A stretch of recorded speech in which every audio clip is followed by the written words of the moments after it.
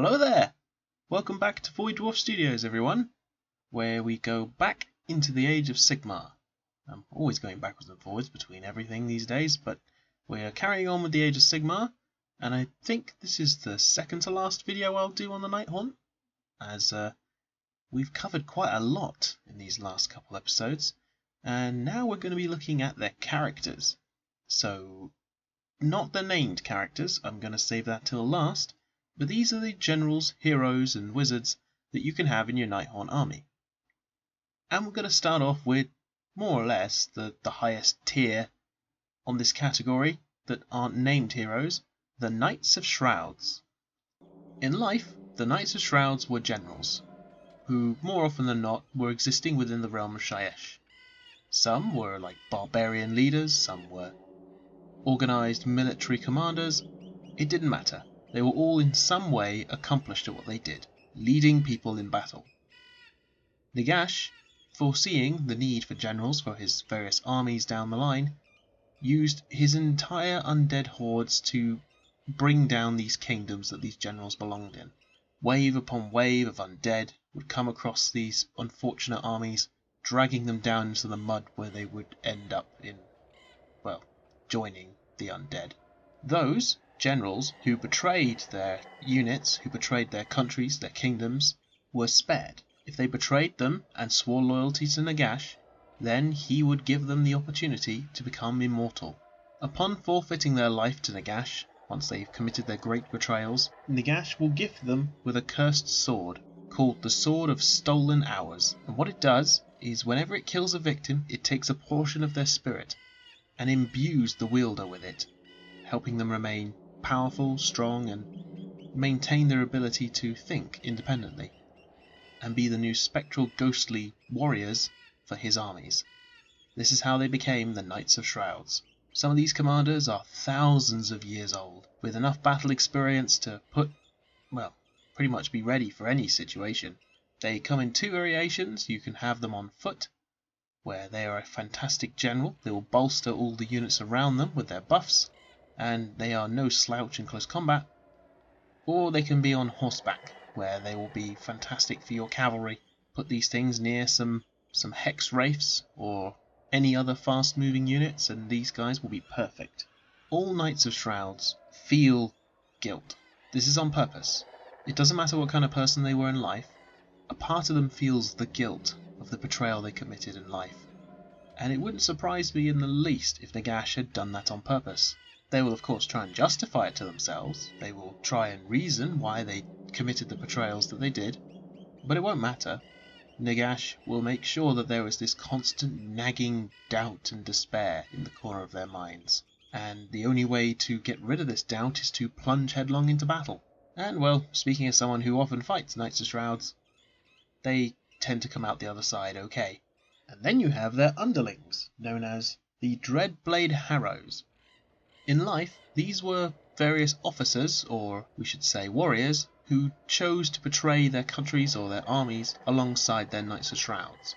However, unlike the Knights of Shrouds that are relatively independent and can think for themselves to a certain degree, the Dreadblade Harrows have no such capacity. They're undead spectral hosts, yes, but they cannot really think for themselves. They are filled with the bitterness and the sadness of their betrayal, and armed with their fantastic blades, they cut through retreating warriors and do cowardly, heinous acts as a matter of practicality. These are not brave warriors. They committed their betrayals because of their lack of bravery, one might say. In battle, you use your Dreadblade Harrow as a bodyguard for your Knight of Shrouds. They get special bonuses when they're nearby, and this means that they can dish out more attacks and cause more damage. And yeah, like I said, they make a fantastic bodyguard for your Knight of Shrouds.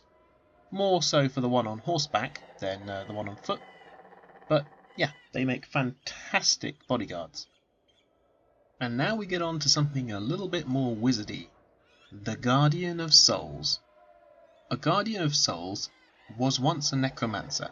Just your average necromancer, raising zombies, skeletons, all that kind of fun stuff. These are necromancers who failed to keep themselves from dying.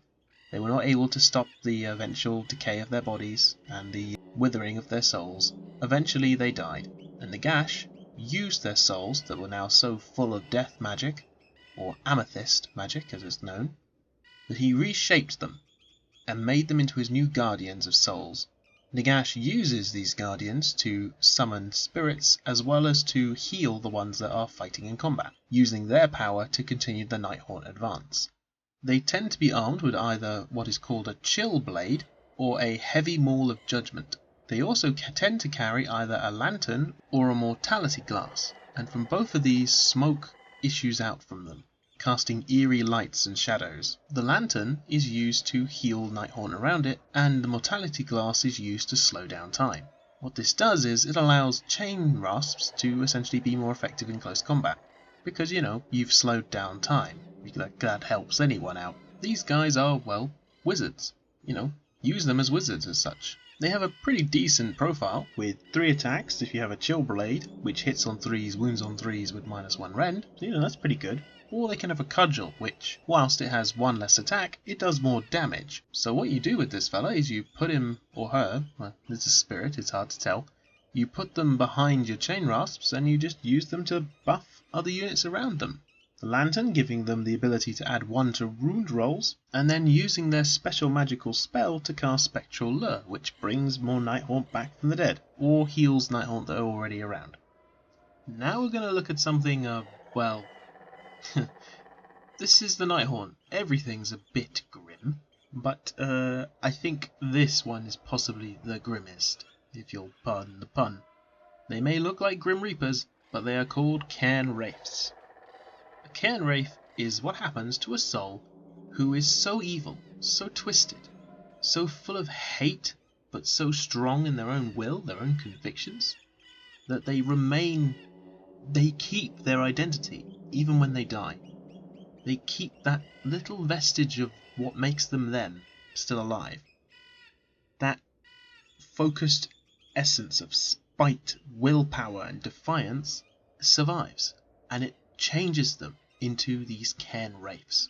These mass murdering psychopaths with their giant scythes go across the battlefield, slaying everything they can find. Typically, until the Nighthaunt came along, Cairn Wraiths were solitary killers. They would stalk battlefields, they would haunt various sites of catastrophe and mass murder, and they would come out and wreak havoc on anything nearby. However, after the flood of death magic from the Necroquake, these hooded ghosts now stalk the mortal realms in even greater numbers, and as soon as Nagash catches wind of these things, he grabs them, ensnares them, and makes them his pawns. They are shackled to the service of a vampire or a necromancer, or in this case to a Nighthaunt general, typically a Knight of Shrouds. Once shackled via magical means, they are unable to fulfill their own desires, and will only do what they are told. They are fearsome combatants. These are creatures you do not want to fight if you can possibly help it. With 3 attacks that do 2 damage apiece and a -1 rend, their ability to re-roll failed hits, and every roll of a 6 with their scythe causing 2 mortal wounds, yeah, these are not creatures you want to face in a one-on-one fight if you can help it. They are great character and wizard killers. They'll struggle against something, bit with more of a name to it, but against your average character, oh god yes, these things are amazing. These things are fantastic at what they do, which is, killing. They were great at it in life, they're great at it in death. We have a ghostly creature that gotta be one of the most sucky ways to exist in Nagash's army, although that is a very tall and difficult order to do. Maybe I should do a tiered list. Who's the most unlucky Nighthaunt? Maybe I should do that at some point. Put a comment down below if you'd like to see that. The most sucky position to be in a Nighthaunt army. But anyway, the Tomb Banshee. Tomb Banshees are victims who have been betrayed or suffered torment from, well, lost love, a lot of the time. These women who were, in one way or another, magically powerful in life, well, when they died, and they died of broken hearts, or not like Star Wars broken hearts, but, like, they lost people they loved, and it caused them to sink into depression, and, some of them took their lives, some of them just lay down and died, just that level of despair and sadness at losing people you love. And unfortunately for these ladies, well, if you're in the Age of Sigmar, or Warhammer Fantasy, as these things used to exist there too, then death doesn't necessarily claim you, especially if you're a tortured soul. Tomb Banshees are, well, they tend to inhabit the tombs of where their body rests. Whether that be in a house or in an underground cavern, these creatures will remain there until, well, something comes to kill them, really. They're in too much of a state of despair and torment and vengeful spite that they can't leave that position themselves. They aren't able to perceive what has even happened to them sometimes. Some of them even still think they're alive, until something comes along and tries to, shackle them to their service, much like the poor Cairn Wraith. Poor Cairn Wraith. Sorry, that's a bit dark. Anyway, much like a Cairn Wraith, the Tomb Banshees get shackled magically to a general who employs them in his armies, and it turns out the Banshee Scream is the only ranged weapon you have in your army that isn't magical. Well, magical. It is magical of a sort, but you can actually use this ability in your shooting phase, which I think means it's the only shooting attack that the Nighthaunt actually have, which is quite funny. The Banshee Scream essentially, well, it makes your ears bleed, makes your skin shrivel up. It just is so petrifying and horrible that most people just have straight up heart attacks and fall down dead. And if the Scream doesn't kill you, then their sharp daggers will definitely do that. These daggers are so incredible at their ability to go straight through anything they touch that Banshees are known to just reach out with them and just stop people's hearts, and they'll just fall down dead. And the touch of a Banshee is equally capable of just killing you straight off the bat. These things are very, very dangerous, and should not be underestimated. Just because they only have daggers as opposed to the Cairn Wraith's scythe, do not underestimate them at all.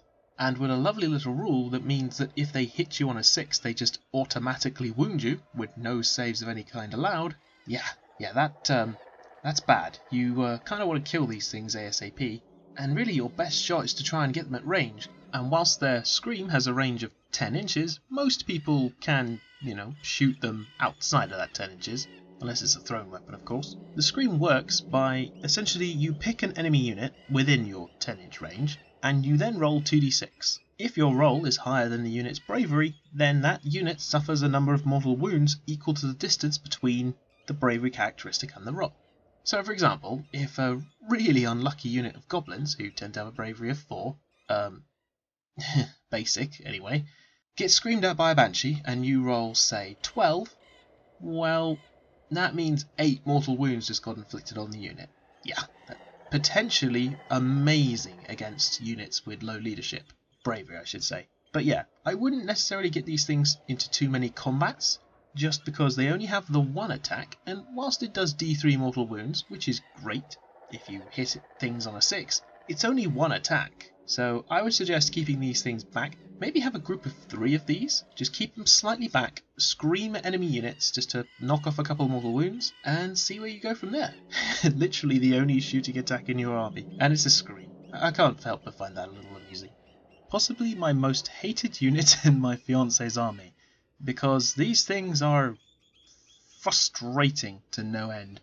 They've killed countless knows how many of my poor salamanders, the magmadrophs, sorry, not salamanders, giant fiery lizard things, and plenty of characters. The Lord Executioners. Oh boy, I hate this character. Just because of how much he can do. He is, of course, a fantastic character killer, but that isn't what makes him so awesome. A Lord Executioner is the result of what happens to an executioner in life who, well, was really good at their job. It didn't matter if they didn't enjoy it or not, it didn't matter if they did enjoy it or not.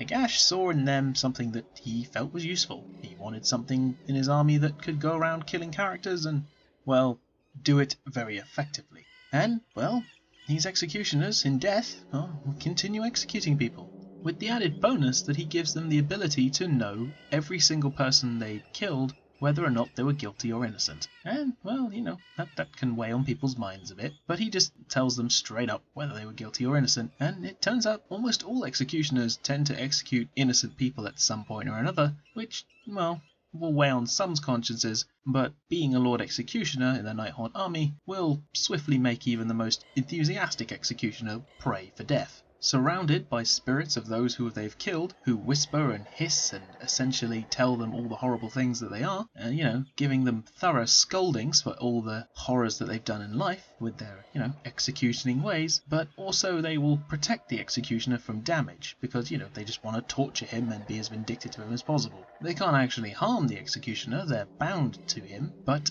yeah, these spectral spirits are not his friends. Do not get any ideas about that in your head. So, Michael, I hear you cry, why on earth are you so annoyed at these Lord Executioners? They've only got 3 attacks, they've only got 5 wounds, 4+ save.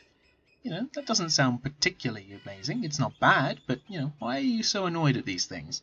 3 things, that's all I have to say to you. Beheading strike, staring death in the face, and disembodied skulls. Let's start with the first. Every hit roll, every wound roll for his weapon, the decapitating great axe, when made on a 6, does 2 damage. Okay, so that's already a little annoying. Follow that up with, at the start of his combat phase, you can pick an enemy hero within 3 inches and subtract 1 from their hit rolls during combat. Okay, yep, maybe you can start seeing why I'm getting annoyed at this, but nope, it gets better. The disembodied skull rule means that on the roll of a 5+, he ignores mortal wounds done against him. So yeah, he is frustrating to hit, he does a lot of damage, with a maximum potential of, 6 damage a turn, and all of them are -2 rend, and he hits on 3s, wounds on 3s. Yeah, this is irritating, to say the absolute least. And I shudder to think how many Magwadroth heads are on this guy's wall. He's great at killing monsters and characters, and that's precisely what you should be using him for. The best way to kill this thing is to surround it with mobs of little things and just butcher it as much as you can, and possibly try and put his essence in a bottle, put the bottle at the bottom of the ocean, inside of a weighted box, with a steel case on top. Just to make absolutely sure this thing doesn't come back, because I hate these things. I hate them so much. Pardon me, I lost my composure a little bit there. Now we have something that's quite different from an executioner, although still part of the legal system in a manner of speaking, called Spirit Torment. The Spirit Torments are lord of the Great Obolite of Shayesh, a continent-sized underworld of cold cells and dungeons, known also as Shacklegeists. They were once a rare sight, but since the Necroquake they have become all too common. Nagash entrusts these creatures with the important role of capturing souls of transgressors, particularly those that Nagash feels have escaped him.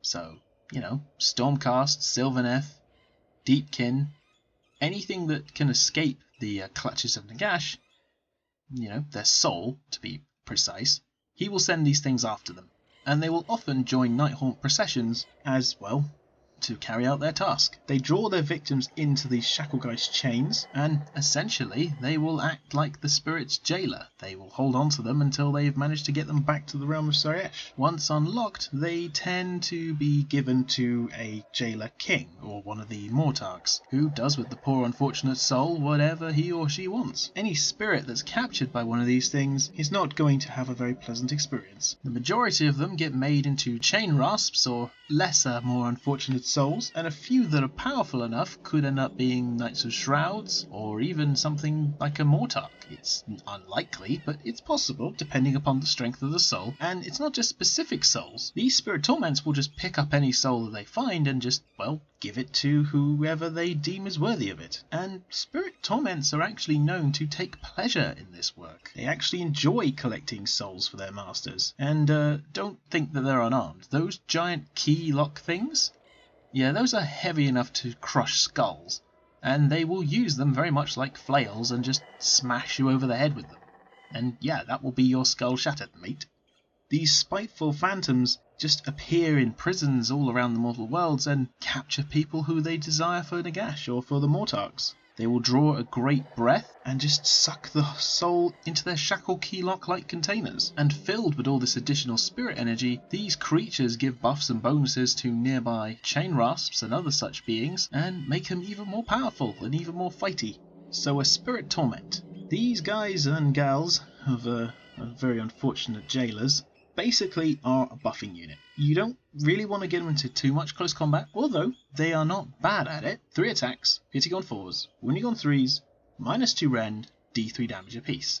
That's not half bad, but where they excel is when they're near other Nighthaunt units, and when you're fighting Stormcast. So, Nagash's bidding, one of their special rules, means that all Nighthaunt units can re-roll hit rolls of 1 when they're within 12 inches of one of these. So, that's pretty awesome. In addition to this, at the start of a Battle Shock phase, if 3 or more enemy models were killed, you get to pick a friendly Nighthaunt unit within 6 inches, and they heal D3 wounds. And this is where it gets even more fun. If 3 or more Stormcast models were killed, you heal an automatic 3 wounds instead. And it gets better. You can also return potentially 3 models, or D3 if it's not a Stormcast, to the battlefield. So you can resurrect and heal units. That is a fantastic ability, especially if you want your Chain Rasps to survive. Have one of these and one of the Guardians of Souls nearby and you'll be constantly healing and buffing and...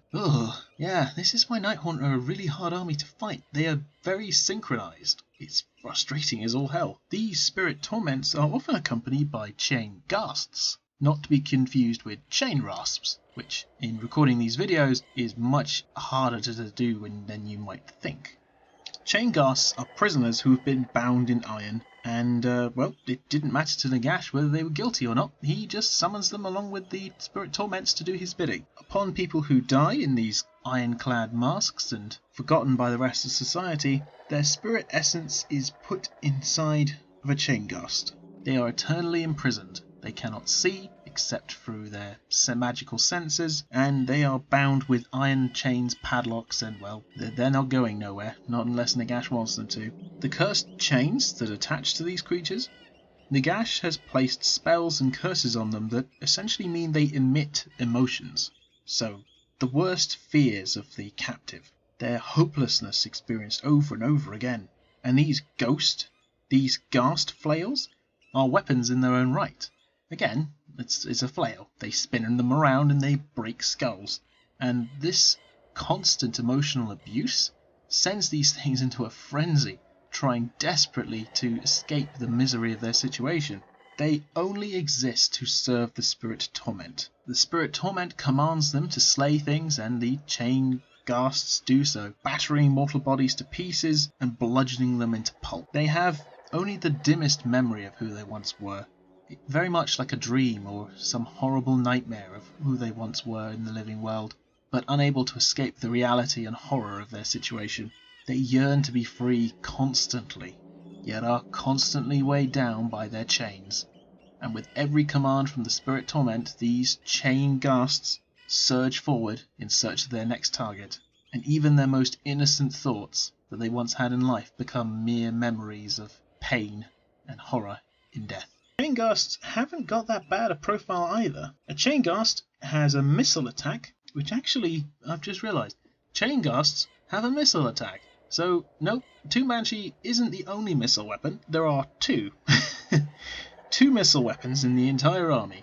So, basically the Ghast flails, when it spins its flail round and round and lets go, and some unfortunate person gets bonked on the head, and yeah, its D3 attacks does -2 rend and 1 damage. Hitting on 4s, winning on 3s. Not bad, not too bad.